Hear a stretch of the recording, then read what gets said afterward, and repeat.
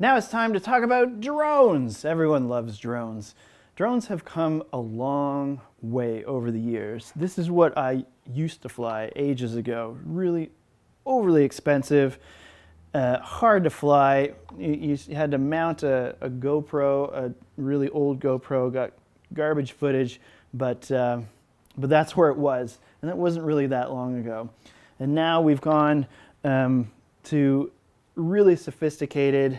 This is actually not a large drone, but there's even smaller drones now than this that has GPS. It can fly on its own. You can just tap a screen and away it goes. The camera quality is basically nowadays like flying an actual camera up there, the same level of quality. You can get 4K, slow frame rates, really, really good image quality. In a really compact and portable, almost pocket-sized flying machine. And so obviously with that, and the price points come down dramatically over the years as well. So what that means is that drones are everywhere, and drones have become a key tool in your production toolbox. And so we have them on almost every single one of our shoots where it's appropriate and where it's allowed. And that brings me to the first point about drones, is that before you even consider it, know the rules and know the laws about flying a drone. And they vary dramatically depending on where you are in the globe. And so what you need to do is, I have a link here that can send you to a directory where you can look up your location, be it your country or even sometimes state or province level, and figure out what the drone laws are where you're wanting to fly a drone. Sometimes there are no laws, and sometimes you need to be a certified pilot with insurance, and other times you just have to obey some pretty common courtesy rules. And other times it's a no-fly zone. So the most important thing is know the rules and follow them. But there are also some unwritten rules that you need to be aware of just to make your life easier and make people happier around you. In the early days of flying a drone, it was pretty exciting. And so when anybody saw me flying a drone, it was usually more about, hey, cool, can I have a look at what's going on? Now, more often, it's a bit of like, oh, you can't be doing that. You shouldn't be doing that. And people getting more upset about drones than anything because they're everywhere. And a lot of people have them that aren't professionals because there's consumer level drones and they can fly them in places they're not supposed to, which ruins it for the rest of us. But it's important to keep that in mind, that some people are wary about drones. And so understand that and make sure that if anybody is uncomfortable around you as you're flying a drone, even if you are doing it legally, is to be considerate. Be considerate about what they're feeling and what their concerns are, and talk to them about it. And a lot of times, once you talk, tell them you're a professional, or if you're working with a professional, you're being the in-between person, talking to them as they're flying the drone, and tell them what it's for. Then usually they get pretty excited and everyone's cool. Also, make sure you are aware of private property. You don't want to get in trouble about flying over private property that you're not supposed to, and respect wildlife. And understand that these drones do have an effect on wildlife. I have an example when the first time I flew, had a wildlife. It was a dog that was going crazy, that was barking and running around in circles when I was flying a drone, and I had no idea that the dog was actually affected by the drone because the drone was so high in the air, I couldn't hear it, but the dog could. And when the owner saw that I was flying a drone, they were okay with it, but they just told me that's why the dog's freaking out and barking a lot. And so I landed the drone, dog was fine, waited till I left the park, and then I flew it again. And so just understand that the drone does have an effect on the wildlife, and we need to be considerate of them as well.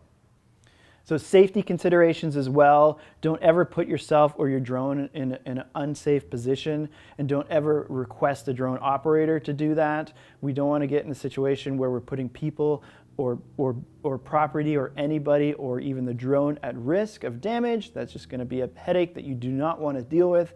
And so as much as you can envision a really cool shot, if the drone pilot says, no, I'm not going to do that, that's not safe, don't push them to do that. So as awesome and amazing as drone shots are, drones don't actually equal storytelling. So we have to be conscious of why we're using a drone, what's the purpose of these drone shots, because if it's just, hey, that's a really cool shot, so we want to make sure it's in the production, but it's not adding to the story, it's not pushing the narrative, it's not adding any value, then don't add it. And so oftentimes we kind of get carried away with these shots because they look so different than what we're used to, and it's a different perspective, and they're really good shots, but we want to make sure that anything we put into our video production is adding value, is pushing the narrative, is pushing the story along, and not detracting from it, not confusing the public, your audience. And so make sure that you're using drones properly, you're not overusing the footage, and only taking the best of the best. Too often I've seen a sequence of drone shots in a video where it looks like they put everything that they shot into that video because it all looks great. It does, it looks great, but it can be overkill. It can be, you don't want to overuse your drone shots. You want to use them sparingly and use them appropriately.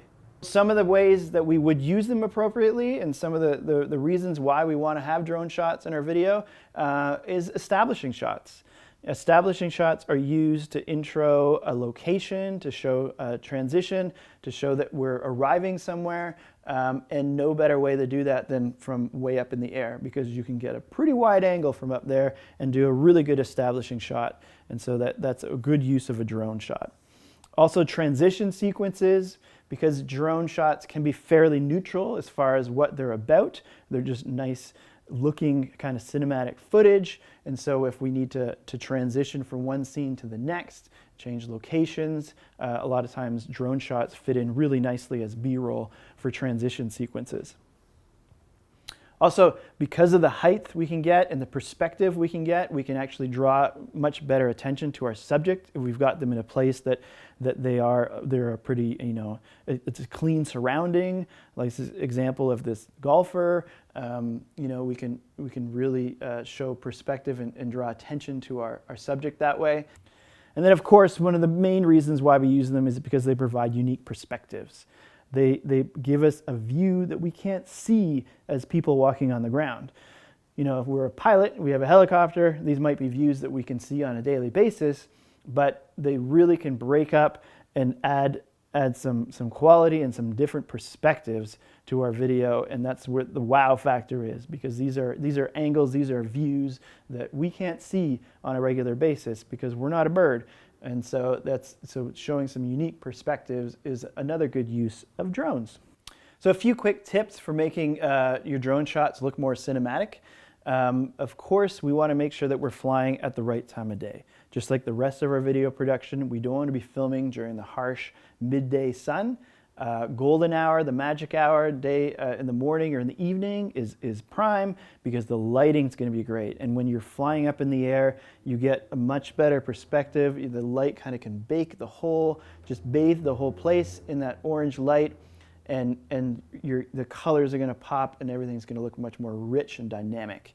And if we're flying in the right time of day, versus at the midday, the light's going to be harsh, it's going to be more reflective, and just create much more washed out kind of colors, and the brights and the darks are going to be more extreme. And so one way we can minimize that if we have to is using filters. So we get filters that we can put right over top of the camera, and so those are ND, neutral density filters, or polarizers, or both. Neutral density filter is just like putting sunglasses over top of your lens, so it reduces the amount of light that comes in, and so that allows you to expose better of the ground and the area. And also polarizers limit the amount of light that reflects off of water, and also allows your sky to be a more deeper blue. And so if we're filming over water when the sun's up, which it normally will be, it's going to be reflective. And so ND filters and polarizers will help us expose the water better. And also buildings reflect, vehicles reflect. There's a lot more things that reflect light when you're flying that high up. And so ND and polarizer filters are very handy to have. Another tip is to make sure your movements are slow. We can have much longer shots with a drone than we typically do on the ground. And so we want to make sure that we can use those long shots by having slow movements. You want to have, be controlling them and jerky and moving it up and down. A lot, just nice, slow movements. Lock on a subject and fly nice and slow. And the more smooth you can fly, the more usable your footage is going to be.